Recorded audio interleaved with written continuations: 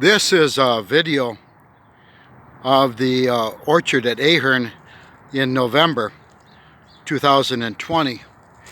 And if you'll notice right on the end here, these trees are facing south. Well, you could attribute that discoloration to that particular tree on the end because it's south, on the south side, because of all the high light intensity it receives. And notice that the tree next to it is okay, but I want to check the database. This is row 20, row 3 in block 20. So I'll check the database because we have about 60 or 70 varieties of peaches in here and see what the difference is, because this is pretty dramatic versus this peach tree. And if you notice, the other peaches in this row are doing fine. But the one in the end, here's one down here I want to check on. It happened to be it was mistakenly sent in. Now, if I remember right, no, look at this one. Here's a tree on the end of this row. It's not the one I wanted to show you, but compared to this tree. Now, why? Why is this tree? We won't know, but it doesn't look like borer damage. It looks like light, high heat intensity. So this could be a different variety, but I won't know until I check the database. Now, I know that these are Florida Prince in here, except for this one at the end. This one in the end is Halford, if my memory's right. I'll have to check the database. But notice the difference. There's not a lot of difference, but there is some difference in size and whatnot. Now, I know that this one is Red Baron, this tree. And most of these peaches behind me in these rows are Red Baron. And there's getting a lot of reflected light and reflected heat from those walls. But they're doing okay. This here is from the drip irrigation. It's the drip irrigation on these. If you look right in here, you can see the tubing. This is a little too close. These should be set a little further apart, about that far apart now as they're getting older. So if I were resetting this, I would probably come out here and probably come out there in spacing those a little further apart, so they're not so close to the trunk. But this is drip tubing, and if you look at this, there are emitters every 18 inches apart, and they're supposed to be on the top side. Notice how this one on top side, so you can see them when they're on, and also it helps to prevent plugging if they're oriented upwards rather than downwards. So notice over here, the other thing that you'll notice is that these are supposed to be triangulated. So this one is supposed to be offset by this one. Notice how they're on a line. And then if you come down here 18 inches, there'll be another one in here somewhere, right at here, right there.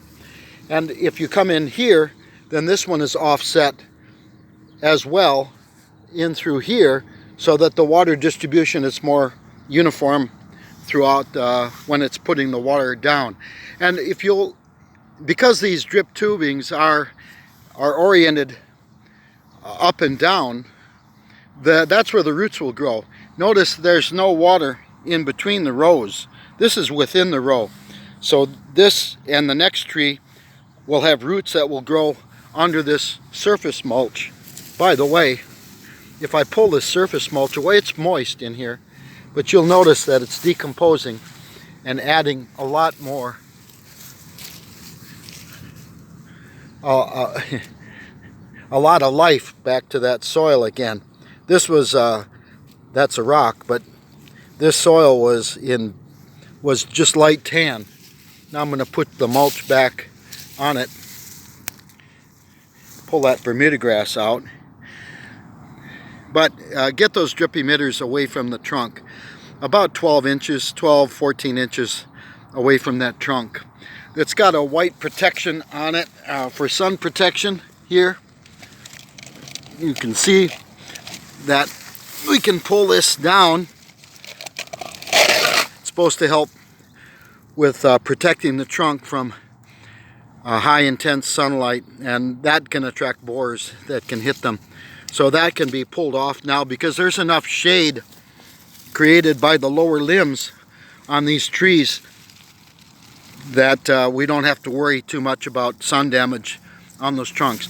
So get that away. You can do the same thing by painting the trunk with white latex paint or any kind of something to lighten it, so that, notice that this is a white color. You don't have to have white in it. You can have light pink if you want to. It just should be a light color so it reflects a lot of the sunlight that could be damaging that trunk one, especially when it's very thin. Notice how now the trunk is getting furrowed. It's getting some bark tissue, and so there's less likelihood that it's going to be damaged by the sun. When you take these off, these protectants, or they wash off after about the third year, the second year they start getting thinner, and third year they probably should be redone. But that helps to keep the sunlight and the temperature about 5 or 6 degrees Fahrenheit lower than the air temperature around it, or than the surface temperature. The air temperature could still be 115 degrees Fahrenheit, but the surface temperature on that, because it's in the shade, will be much less. So this one too could be removed. Again, it's a white temperature control plastic. Oh, there's a sucker coming. Notice where the sucker's coming from. That's got to be pulled out because it's probably coming from, oh, twist it off. It's probably coming from the rootstock. We don't want it to grow any further, but that can be removed. And then just pull out these emitters so they're 12, 14 inches from the trunk or more, and get them away from the trunk here on it. Okay, so anyway, that's what's going on in the orchard right now. I'm making an assessment about which trees are performing better than others in this heat, which varieties. You can see, well, look at this one. Here's an example. This tree is not performing as well as that one. Oh, it's the one I pointed out before. Why? And I won't know until I look a little bit deeper and find out. Okay, that's what's going on here at the orchard.